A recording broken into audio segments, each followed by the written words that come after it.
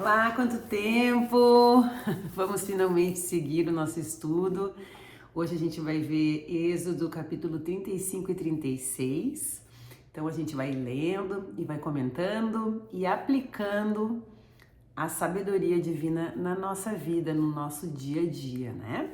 Então o capítulo 35, ele fala assim: Moisés reuniu toda a comunidade de Israel e disse. Então ele vai fazer agora uma instrução sobre o famoso Shabat, que é o sábado. Então ele diz assim: essas são as instruções que o Senhor mandou que seguissem. Vocês têm 6 dias na semana para fazer o trabalho habitual, mas no 7º dia será um sábado de descanso total, Shabat. Um dia consagrado ao Senhor. Quem trabalhar no sábado será executado. Nem sequer acendam fogo em suas casas no sábado. Então era sério, era um comando sério. E quando a gente lembra de Jesus, que ele curava no sábado, os fariseus ficavam indignados por conta desse mandamento aqui. Então vamos conversar um pouquinho sobre esse pedacinho de Êxodo 35. A gente tem que entender que a Bíblia, ela não pode ser estudada isoladamente. Ela é um conjunto de livros, são 66 livros. Então a gente tem que levar ela toda em consideração. Então quando a gente lê esse capítulo, esse pedacinho, a gente se pergunta: existe algum outro versículo importante sobre o Shabat para nós cristãos? Sim, existe.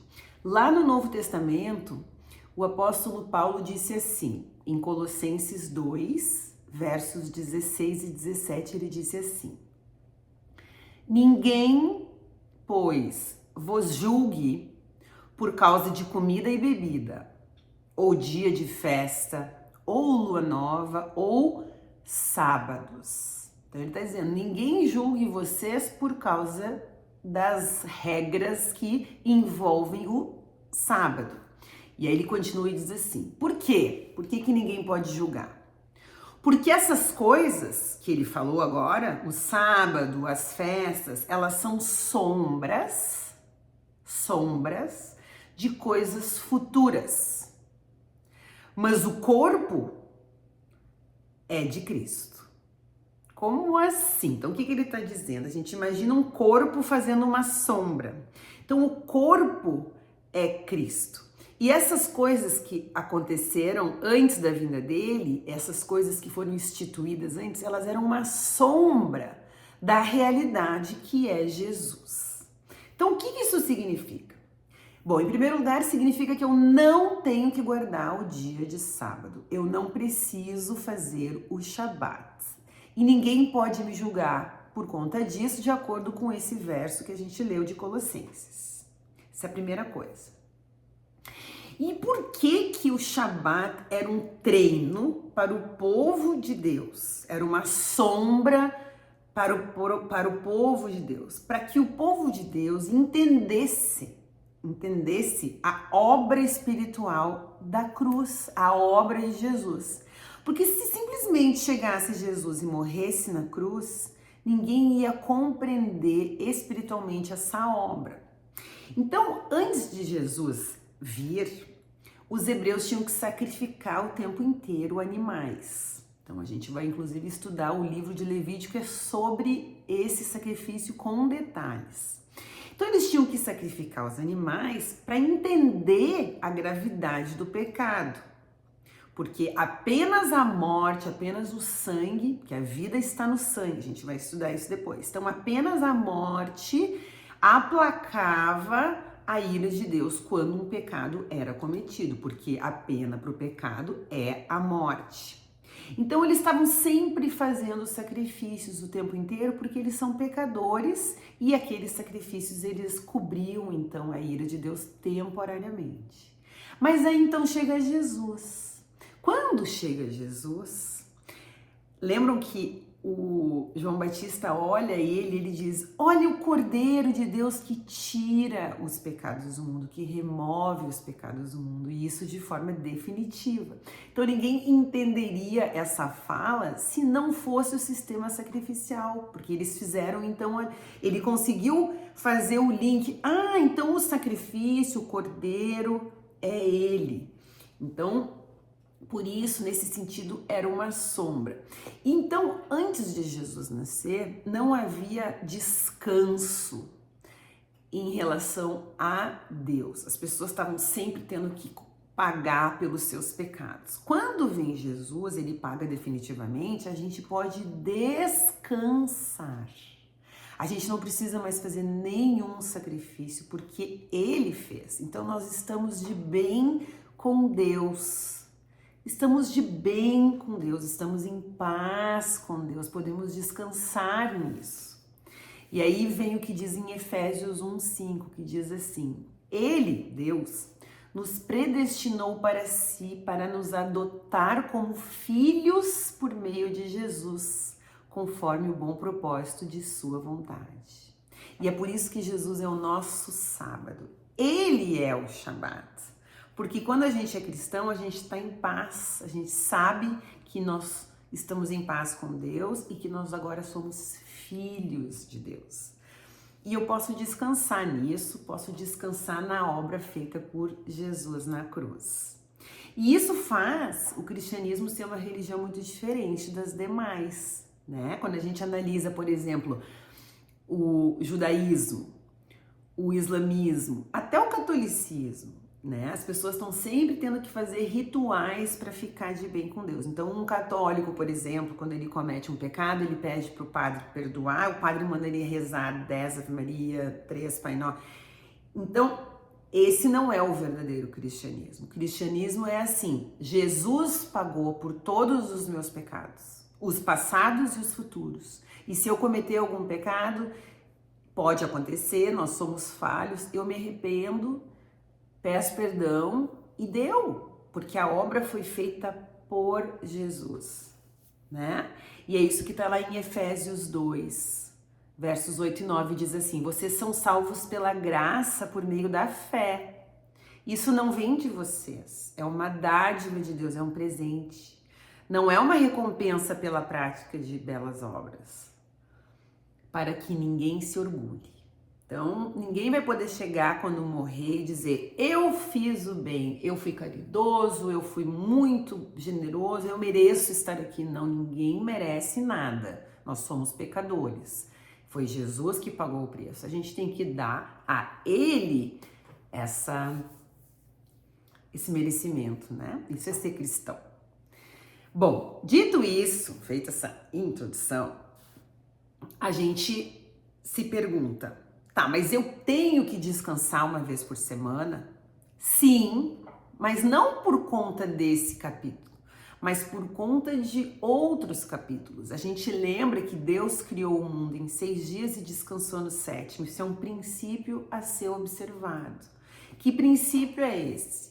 O princípio de que eu tenho que me ocupar durante 6 dias e descansar no 7º. As pessoas focam muito no descanso, mas tem que focar também no trabalho. Então, nós devemos ser úteis. A gente deve, durante 6 dias, ser útil. Usar dos nossos dons, usar das coisas que a gente possui para outras pessoas.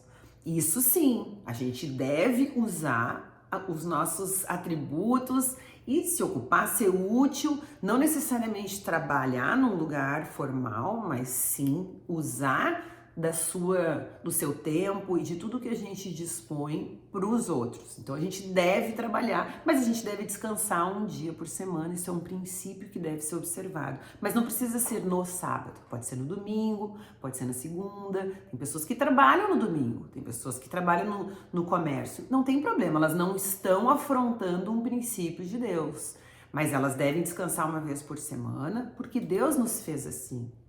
E Ele nos mostrou isso na criação. Deus não cansou na criação, mas Ele queria nos ensinar esse princípio, né? E aí, agora a gente vai ver como isso vai se encaixar no resto do capítulo 35. A princípio pode parecer que não, mas a gente vai ver que sim, que se encaixa. Então agora a gente vai ver o que Moisés vai pedir para todo mundo, para eles colaborarem com a construção do tabernáculo. Então olha só que legal, a gente vai ler esse pedacinho aqui, entre os versos 4 e 5, eu sublinhei para mim, sugiro que vocês sublinhem também na Bíblia de vocês, duas partes que eu acho que vão ser assim, a parte mais importante do restante do capítulo 35, que é assim, Moisés diz assim. Então Moisés diz a toda a comunidade de Israel, foi isso que o Senhor ordenou. Ó, é uma ordem, não é um pedido, é uma ordem. E aí, o que Deus vai ordenar para o povo? Ele diz assim, entreguem uma oferta ao Senhor. Todo mundo tem alguma coisa que o Senhor quer. E aí diz assim, todas as pessoas de coração generoso apresentem as seguintes ofertas ao Senhor. Então aqui o que me chama atenção? Me chama atenção que é uma oferta ao Senhor. Ele está pedindo, mandando que seja entregue uma oferta. Alguma coisa ele quer que a gente entregue para ele. E ele quer que a gente entregue de coração generoso. Deus não quer que a gente entregue nada por obrigação. Tem que ser de coração. Então, que oferta que eles vão oferecer aqui? A gente vai ver que serão ofertas diferentes, tá? Uns vão oferecer bens materiais, outros vão oferecer riquezas, outros vão oferecer trabalho. Então, a gente vai ver que essas ofertas, elas podem ser de vários tipos. E uma outra coisa que a gente vai ver é que essas ofertas, elas foram presentes de Deus para aquelas pessoas. Aquelas pessoas estão devolvendo para Deus alguma coisa que Deus já tinha dado para elas. Vocês lembram em relação a bens materiais e a riquezas? De onde que eles tinham toda essa riqueza? De onde veio de onde vieram esses bens materiais? Vieram lá de Êxodo 12. 35 a 36. Vamos lembrar desse pedacinho e diz assim: seguindo as instruções de Moisés, pediram os israelenses, antes de saírem do Egito como escravos, eles pediram aos egípcios que lhes dessem roupas e objetos de prata e ouro. O Senhor, ó Deus, fez os egípcios serem bondosos com o povo, de modo que lhes entregaram tudo o que pediram. Assim, os israelitas tomaram para si as riquezas dos egípcios. A gente estudou isso quando a gente estudou Êxodo 12, né? Eles foram escravizados, eles trabalharam anos sem receber nada. Então, quando Deus retira eles, ele toca o coração dos egípcios para darem riquezas, roupas, bens para os egípcios, até a título de indenização por todo aquele trabalho forçado. Então, tudo isso que eles têm agora veio de Deus, de uma ação de Deus. E os dons que alguns israelitas vão doar, o dom que a gente vai ver agora quais são, também são presentes de Deus.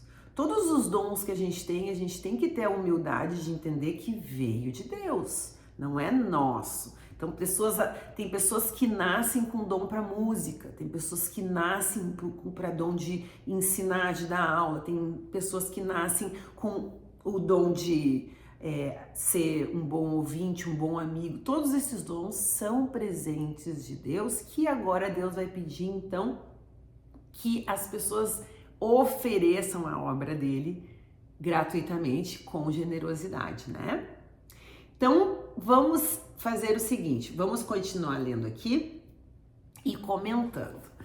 Então, verso 4. Então Moisés disse a toda a comunidade de Israel: foi isso que o Senhor ordenou. Tô lendo esse pedacinho de novo. Entregue uma oferta ao Senhor, todas as pessoas de coração generoso apresentem as seguintes ofertas. Agora ele vai falar: ouro, prata e bronze. Então aqui são bens materiais e riquezas. Fios de tecido azul, roxo e vermelho. Linho fino e pelos de cabra para confeccionar tecidos. Então, isso aqui são os materiais que eles vão usar na confecção, lembram? Da tenda do tabernáculo. peles de carneiro tingidas de vermelho e couro fino, madeiras de acácia, óleo de oliva para as lâmpadas, especiarias para o óleo da unção e para o incenso perfumado, pedras de ônix e outras pedras preciosas para serem fixadas no colete e no peitoral do sacerdote. Lembram? Então agora, a partir do verso 10, nós vamos ver um outro tipo de oferta. Olha só, verso 10. Todos que são artesãos talentosos, venham e façam tudo o que o Senhor ordenou. Então agora ele está pedindo que eles façam alguma coisa. Então é um serviço que eles vão ofertar.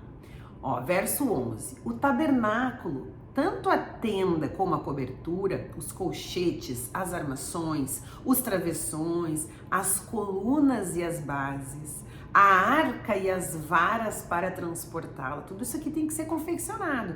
A tampa da arca, que é o lugar da expiação, a cortina interna que protege a arca, a mesa, as varas para transportá-la e todos os seus utensílios, os pães da presença, alguém vai ter que cozinhar esses pães, o candelabro, os acessórios, as lâmpadas e o óleo de oliva para iluminação. Alguém vai ter que tirar aquele óleo da oliva, o altar de incenso e as varas para transportá-lo, o óleo da unção e o incenso perfumado, a cortina para a entrada do tabernáculo. Alguém vai ter que confeccionar uma cortina, o altar do holocausto, a grelha de bronze do altar, as varas para transportá-lo e seus utensílios, a bacia de bronze e seu suporte. Só vou interromper aqui um pouquinho. A gente vai lendo tudo isso e pensando que cada pessoa que escutava Moisés falando devia pensar: ah, isso eu sei fazer, ah, isso eu não sei fazer, ah, isso eu sei fazer, isso eu não sei fazer. Então ele está dizendo tudo o que precisava ser feito e cada pessoa que estava escutando aquilo estava pensando no que ela poderia colaborar, com o que ela poderia colaborar. Então, seguindo, a bacia de bronze e seu suporte, a cortina para as divisórias do pátio, as colunas e suas bases, a cortina para a entrada do pátio, as estacas do tabernáculo e do pátio e suas cordas, as roupas finamente confeccionadas para os sacerdotes vestirem durante o serviço no lugar santo, as roupas sagradas do sacerdote Arão e de seus filhos, que também são sacerdotes. Então, verso 20. Então toda a comunidade de Israel se despediu de Moisés. Então aqui, depois de eles escutarem isso, eles vão embora, eles vão voltar para suas casas. E aí cada um nas suas casas deve ter pensado: ah, isso eu posso fazer, isso eu não posso fazer, ou eu não sei costurar, mas eu sei, eu tenho um pouco de óleo, eu posso levar esse óleo, ou eu posso oferecer um apoio ali na obra, construir a coluna, eu sei mexer com pedras. Então as pessoas foram para suas casas avaliar o que elas tinham, que elas poderiam usar na obra de Deus, na confecção daquele tabernáculo. E aí é o verso 21. Todos aqueles cujo coração foi movido, então o coração quis, eu quero participar da obra de Deus, e cujo espírito foi tocado, então eles voltam. Então, todos aqueles voltaram com ofertas para o Senhor. Então, bacana, né? Eles escutam tudo aquilo, vão para casa, avaliam o que eles têm, que eles podem usar para a obra, e aí eles voltam com ofertas para o Senhor. E aí continua. Trouxeram todos os materiais necessários, materiais, para a construção da tenda do encontro, para a realização das cerimônias e para a confecção das roupas sagradas. Todos os que tinham o coração disposto, agora é o verso 22, como isso é batido, tem que ser disposto. Por isso que não adianta ir numa igreja que o pastor está obrigando as pessoas a dar dinheiro. Essa oferta não vale. Qualquer oferta que a gente fizer tem que ser de coração. E às vezes a oferta não é um bem material, mas é uma ajuda. A gente vai ver como a gente pode ofertar daqui a pouquinho no vídeo, cada um de nós na nossa vida, e não é só por meio financeiro, como a gente está vendo aqui, né? Então ali, verso 22, todos os que tinham o coração disposto, tanto homens como mulheres, vieram e trouxeram para o Senhor suas ofertas de ouro na forma de argolas, brincos, anéis e colares. Apresentaram todo tipo de objeto de ouro como oferta especial para o Senhor. Todos os que tinham fios de tecido azul, roxo e vermelho, linho fino e pelo de cabra, que era o que cobria por fora a tenda, né? Então, os trouxeram. Todos os que tinham objetos de prata e bronze os entregaram como oferta para o Senhor, e todos os que tinham de madeira de acácia a trouxeram para ser usada na obra. Todas as mulheres com habilidade para costurar e fiar prepararam fios de tecido azul, roxo, vermelho e tecido de linho fino. Todas as mulheres que se dispuseram usaram sua habilidade para fiar o pelo de cabra. Os líderes trouxeram pedras de ônix e outras pedras preciosas para ser colocadas no colete sacerdotal e no peitoral das decisões. Trouxeram também especiarias e óleo de oliva para iluminação, para o óleo da unção e para o incenso perfumado. Assim, todos os israelitas, tanto os homens e mulheres, dispostos a ajudar, não é todos, é todos que estavam dispostos a ajudar no trabalho que o Senhor havia ordenado por meio de Moisés, trouxeram suas ofertas e as entregaram de bom grado ao Senhor. Então aqui a gente vê como esses dons artísticos da pintura, da escultura, o artesanato, como até o dom de uma pessoa que é boa com estilo de roupa, um estilista, como tudo isso foi usado como oferta para o Senhor nesse capítulo, né? E aí, olha que bacana. Então, verso 30. Então Moisés disse ao povo de Israel: o Senhor escolheu especificamente Bezalel, filho de Uri e neto de Ur, da tribo de Judá. E olha que bacana esse dom que Deus vai conceder para essa pessoa. O Senhor encheu Bezalel com o Espírito de Deus e lhe deu grande sabedoria, habilidade e perícia para trabalhos artísticos. Olha só, de todo tipo. Ele é exímio artesão, perito no trabalho com ouro, prata e bronze. Tem aptidão para gravar e encravar pedras preciosas e entalhar madeira. É mestre em todo o trabalho artístico. O Senhor capacitou, é dom de Deus.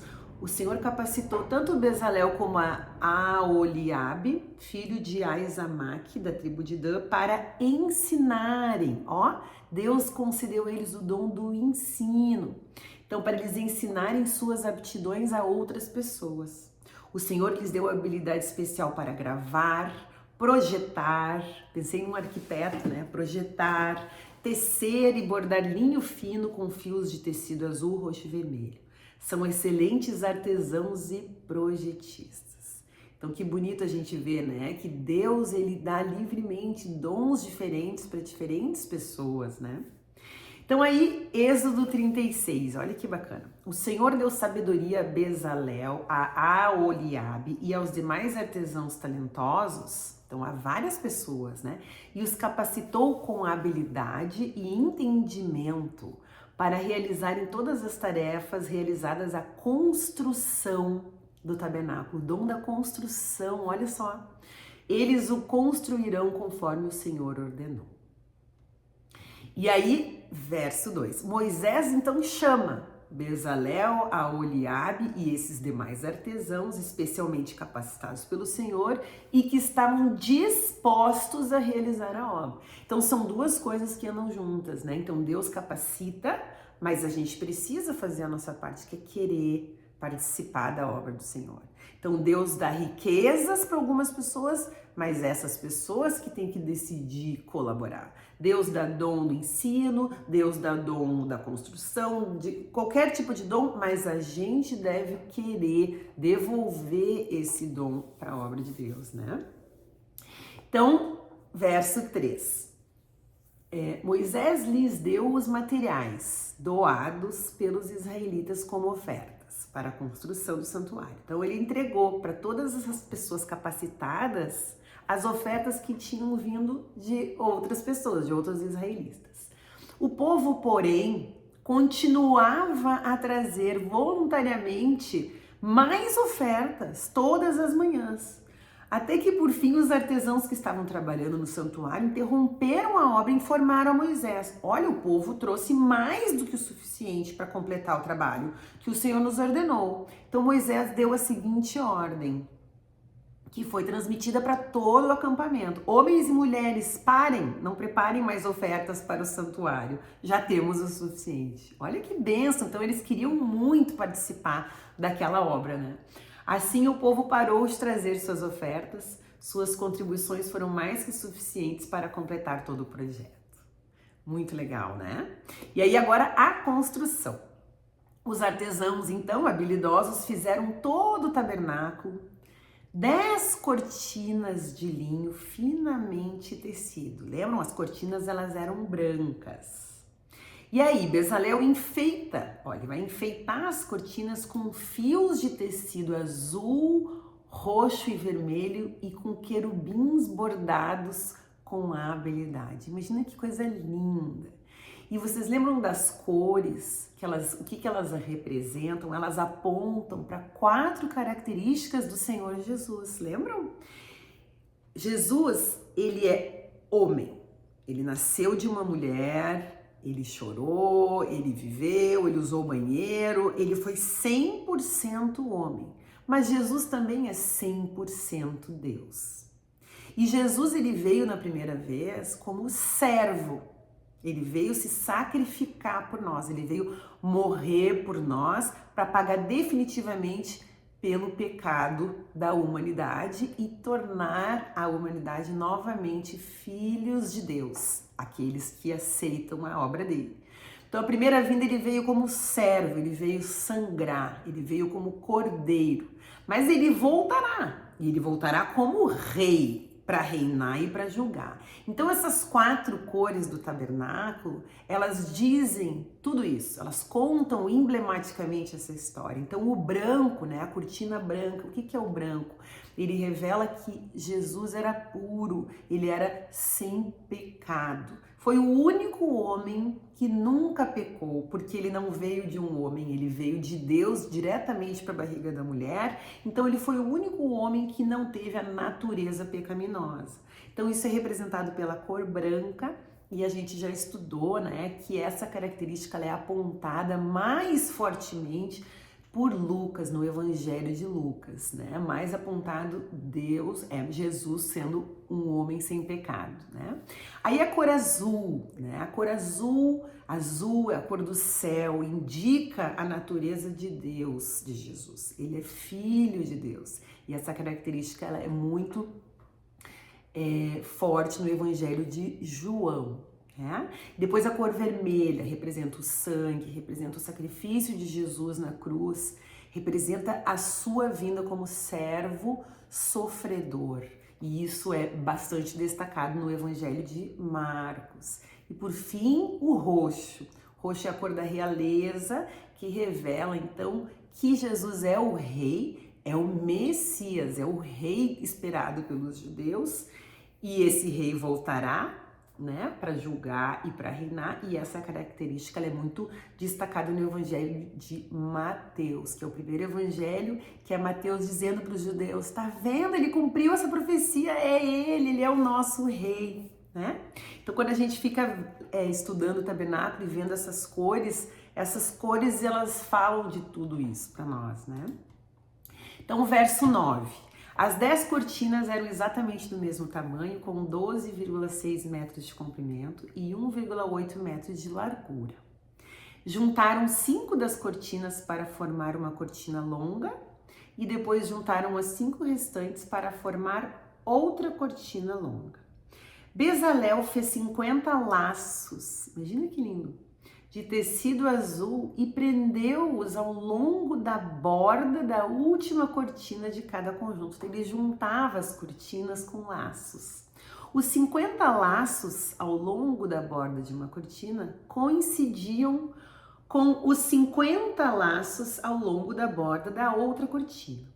Em seguida, fez 50 colchetes de ouro, umas argolas assim de ouro, e prendeu as cortinas longas umas às outras. Desse modo, o tabernáculo foi formado de uma só peça contínua. Então ele ficava, né? Era uma tenda. Fez também 11 cortinas de tecido de pelo de cabra para cobrir o tabernáculo. Então a gente já tinha visto, né? Então a parte externa ela é maior, são 11 cortinas. A parte interna de linho branco, que é toda detalhada, elas são 10 cortinas. Então a externa ela é maior porque ela vai cobrir, vai proteger esse linho para não ficar sujo, né? Então fez também 11 cortinas de tecido de pelo de cabra para cobrir o tabernáculo. Essas 11 cortinas eram todas exatamente do mesmo tamanho, com 13,5 metros de comprimento e 1,8 metros de largura. Bezalel juntou 5 das cortinas para formar uma cortina longa e depois juntou as 6 restantes para formar outra cortina longa. Fez 50 laços para a borda de cada cortina. Fez ainda 50 colchetes de bronze para prender as cortinas longas uma à outra. Desse modo, a cobertura da tenda foi formada de uma só peça contínua. Por fim, completou a cobertura da tenda com uma camada protetora feita de peles de carneiro tingidas de vermelho e uma camada de couro fino. Então é muito legal que a gente tem todas as medidas do tabernáculo. Então o tabernáculo ele pode ser reconstruído para a gente ver como ele realmente era quando ele foi construído. E existe uma réplica desse tabernáculo exatamente assim, dá para ser visitado, muito legal.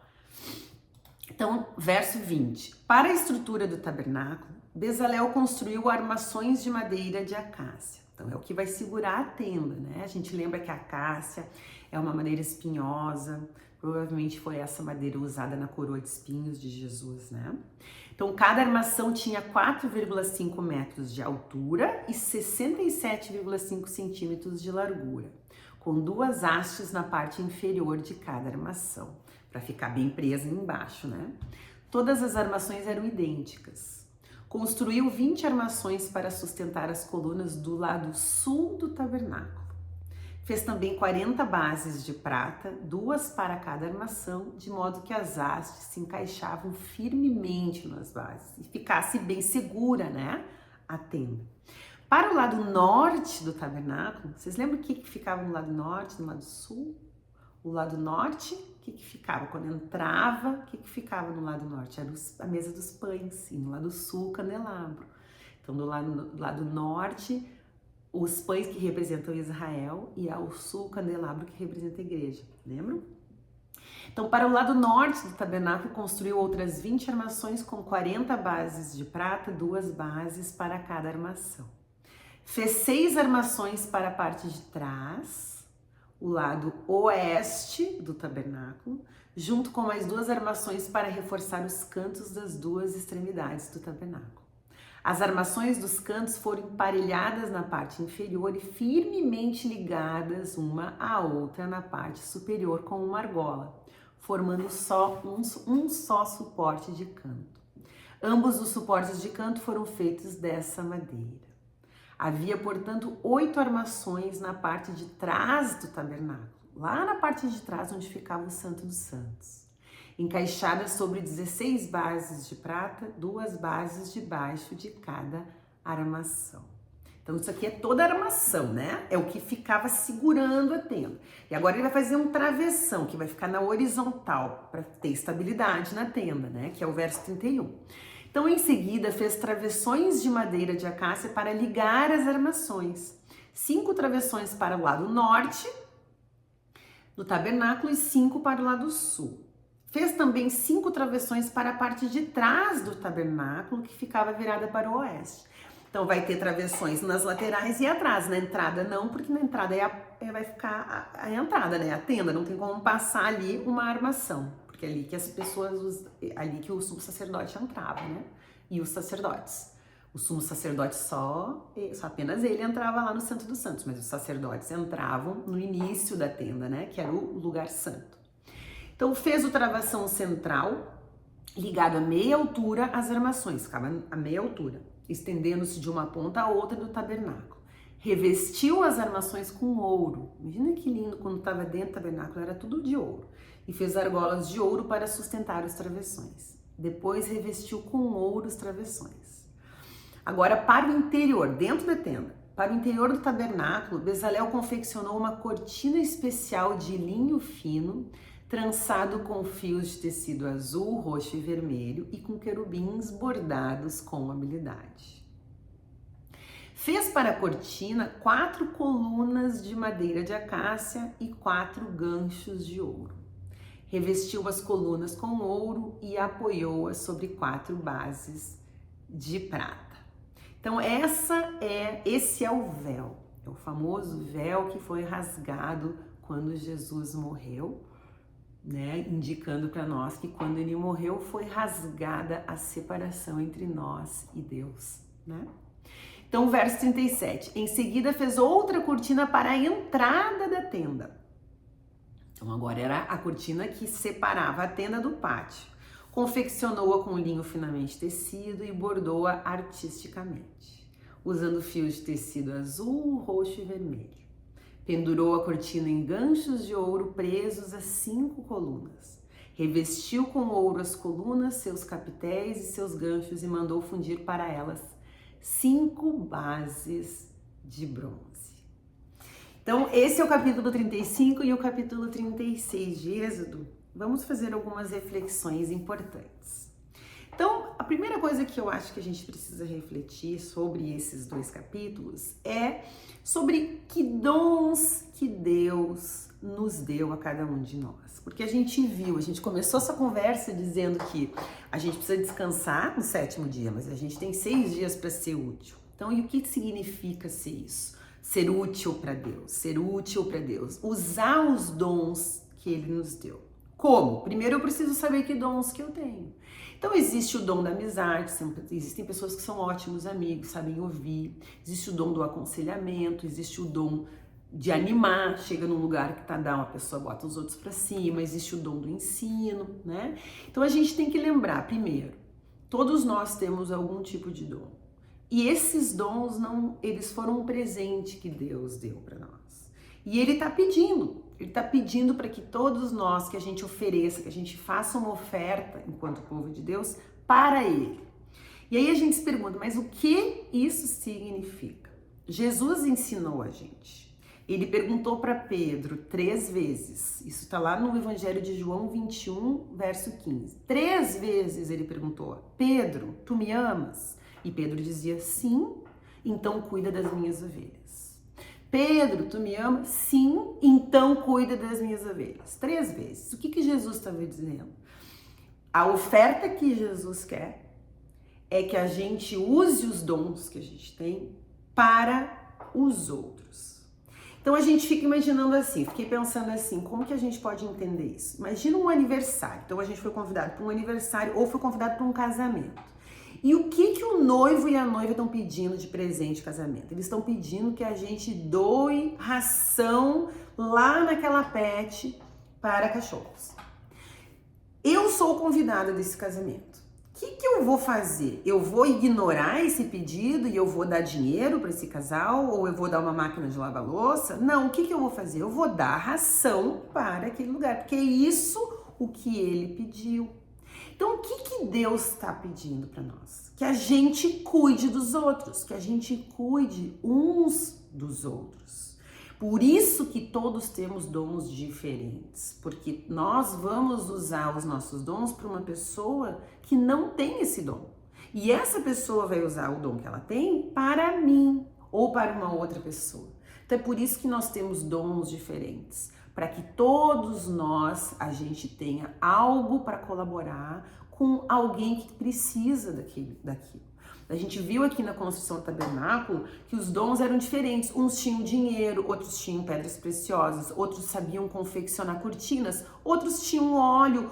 Então, assim, todos os dons são diferentes e a forma que Deus quer que a gente oferte para Ele é ofertando os dons que nós temos, que Ele nos deu, para os outros. E aí sim, uma vez por semana eu posso descansar. Eu posso não pensar em ninguém, posso ficar quietinha no meu canto, orando pro meu Deus, renovando as minhas energias. Mas no resto do tempo, eu devo sim ser útil. né? Então eu posso ser útil mandando um e-mail para um amigo, vendo como é que ele tá, eu posso ser útil orando para uma pessoa, eu posso ser útil doando dinheiro para uma pessoa que não está conseguindo pagar o aluguel, eu posso ser útil sendo um conselheiro. Então a gente deve refletir sobre isso. Quando a gente lê esses dois versos, acho que isso é um chamado que Deus faz para nós, né? E uma outra coisa que eu gostaria de refletir, agora já encaminhando para o final, é refletir que Deus, ele é o nosso descanso, né? Então, o que significa isso? Ele cumpriu, ele pagou o preço, Jesus pagou o preço, ele morreu pelos nossos pecados. Isso significa que agora eu sou filha de Deus. Se eu sou filha de Deus, eu posso falar com meu pai, eu posso pedir para o meu pai o cuidado que eu estou precisando. Então eu acho que nesse mundo que a gente vive hoje, de tanta angústia, de tanta instabilidade, de tanta incerteza, é muito importante que a gente reflita sobre isso e busque essa paz que excede todo entendimento em Jesus. E aí, me preparando para esse vídeo e já também nas minhas orações, Deus tem colocado muito no meu coração uma vontade de memorizar algumas partes da Bíblia. Comecei a sentir essa vontade. E aí eu memorizei o Salmo 23. Eu não sei nenhuma outra escritura, é a única que eu memorizei. E eu queria agora, para terminar esse vídeo, ler esse salmo e a gente ir explicando, entendendo o que ele significa. E aí, se possível, repitam esse salmo todos os dias, porque esse salmo vai nos ajudar a ter paz. Então, Salmo 23. Procurem memorizar esse salmo para que verdadeiramente vocês vivam o Shabat, que é a paz de Jesus, né? Então, o Salmo 23 diz assim: o Senhor é o meu pastor. Ele é o pastor. O que isso significa? Que ele é o piloto da minha vida, não sou eu. Ele decide o que é certo e errado, não eu. Então, eu vou fazer as coisas de acordo com ele. Então, o Senhor é o meu pastor. E aí, olha a promessa que tem. Se eu viver assim, como sendo o Senhor o meu pastor, olha o que ele diz para mim: nada me faltará. Então é isso. O Senhor é o meu pastor, eu vou fazer as coisas do jeito dele e nada me faltará. Ele me faz repousar em verdes pastos. Ele me faz repousar. Então, às vezes, Deus nos coloca em situações de repouso obrigatório. Mesmo que eu não queira, às vezes ele me tira alguma coisa, me tira um trabalho, me tira alguma coisa, porque ele me faz repousar em verdes pastos. E ele me leva para junto de riachos tranquilos. Então, se eu seguir o meu pastor, eu vou ter uma vida tranquila, né? Por isso ele é o príncipe da paz. E aí, o que acontece quando eu tô nesse lugar tranquilo? Ele renova as minhas forças. E ele me guia pelos caminhos da justiça. O que é o caminho da justiça? É fazer o certo. E assim, quando eu faço certo, olha só, ele honra o seu nome. Então eu quero honrar Deus, eu já sei como que eu posso honrar meu Deus, sendo íntegra, andando no caminho da justiça, fazendo o que é certo, né? Mesmo quando não tem ninguém olhando. E aí, olha essa promessa. Mesmo quando eu andar pelo escuro vale da morte. Ele não está dizendo quando, mesmo se eu andar, ele não disse se, ele disse quando, ou seja, nós vamos viver sim momentos de vale escuro, onde está tudo difícil, nós vamos viver sim momentos desertos, está tudo escuro, a gente não está enxergando nada, mas olha o que diz, isso é o Salmo de Davi, né? Então Davi está nos ensinando como ele orava, e a gente deve memorizar isso. Então ele diz, mesmo quando eu andar pelo vale escuro da morte, eu não terei medo. Por quê? Porque Deus está ao nosso lado. E Deus, a gente sabe que é a luz. Então, quando a gente está vivendo um momento escuro, a gente se apega a Deus porque Ele vai iluminar o nosso caminho que está escuro. Ele é a luz, né? Tua vara e teu cajado me protegem. O que uma vara faz? Ela disciplina. Então, às vezes, Deus está nos disciplinando para nossa proteção, né? E o teu cajado, o que o cajado representa? Representa autoridade, né? Então, a tua vara e o teu cajado me protegem. Prepara um banquete para mim, não é um McDonald's, não é uma jantinha, é um banquete para mim na presença de meus inimigos. Então, se Deus é meu pastor, se eu fizer as coisas como Ele manda, eu vou ser abençoado apesar dos meus inimigos. inimigos. Ninguém vai conseguir fazer nada contra mim, porque Deus vai preparar um banquete para mim. Eu vou ter prosperidade. Unge minha cabeça com óleo. É assim que eles ungiam os reis e os sacerdotes. Então é isso, ele unge minha cabeça com óleo. Eu passo a ser filha de Deus, realeza, uma nação de reis sacerdotes, né? Que é assim que a Bíblia nos chama. Meu cálice transborda. Então nada vai me faltar. Meu cálice vai transbordar internamente, né? Deus não está prometendo riqueza material. Ele está prometendo que o meu cálice transborda, eu vou ser feliz, eu vou ter paz. Ele não promete nos dar um monte de riquezas, ele promete nos dar o que a gente precisa, né? Deus promete que ele vai nos dar para cumprir as nossas obrigações, ele vai nos dar o que a gente precisa, as nossas necessidades. Ele não está prometendo riqueza, mas ele está dizendo que o meu cálice vai transbordar internamente. Porque também não adianta, tem pessoas que a gente sabe que são cheias de dinheiro e são infelizes, porque elas têm um cálice vazio espiritualmente, né? E aí no finalzinho, certamente a bondade e a misericórdia, que é o perdão, que é o carinho de Deus, me seguirão todos os dias da minha vida. E eu viverei na casa do Senhor para sempre. Que significa que eu viverei na presença de Deus para sempre. Então, se possível, leiam esse salmo todos os dias, memorizem esse salmo, porque esse salmo, ele nos traz uma paz sobrenatural, o verdadeiro Shabat, que é a presença do Senhor Jesus nas nossas vidas. Então, esse foi o vídeo do Êxodo 35 e 36, estamos acabando o Êxodo, e aí no próximo vídeo a gente continua o nosso estudo. Tchau, tchau!